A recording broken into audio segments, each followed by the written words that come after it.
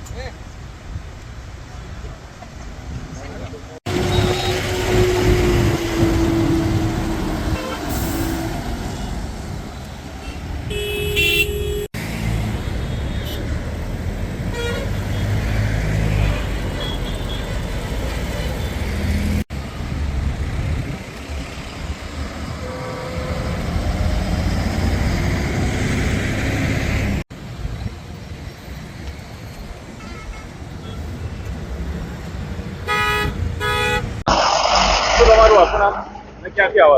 સુરત થી આવું છું, અમદાવાદ જતા હતા. આપનું નામ તમારું? જિગ્નેશભાઈ પરસોનભાઈ જોગાણી. શું ઘટના બની?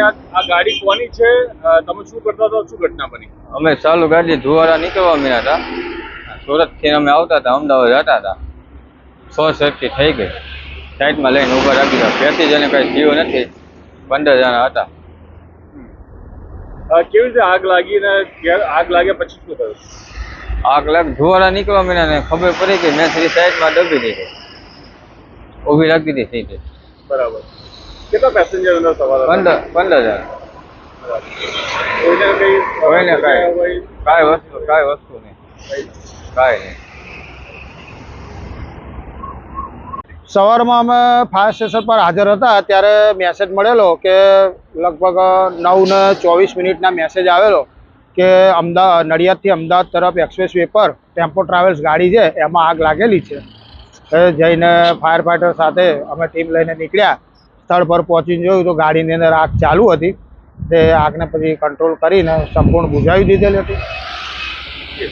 કેટલા પેસેન્જર સવાર હતા? ગાડી ક્યાંથી ક્યાં જઈ રહી હતી? લગભગ ડ્રાઈવરને જણાવ્યા મુજબ અમે ડ્રાઈવરનો સંપર્ક કરીને બધી પૂછતાછ કરતા ગાડી સુરતથી અમદાવાદ તરફ જતી હતી. કોઈ સીમંત પ્રસંગ હતો, લગભગ 15 પેસેન્જરો હતા અંદર. તે ડ્રાઈવરના જણાવ્યા મુજબ ગાડીની અંદર ધુમાડા દેખાતા એણે ગાડી સાઈડ પર કરી દીધી અને પેસેન્જરો નીચે ઉતરી એટલે કોઈ જાનહાની થયેલ નથી. અંદાજે કેટલો સમય લાગ્યો આગ બુઝાવતા? કેવી સ્થિતિ હતી? આગ લગભગ 20 મિનિટની અંદર અમે કામ સંપૂર્ણ પૂરું કરી દીધું.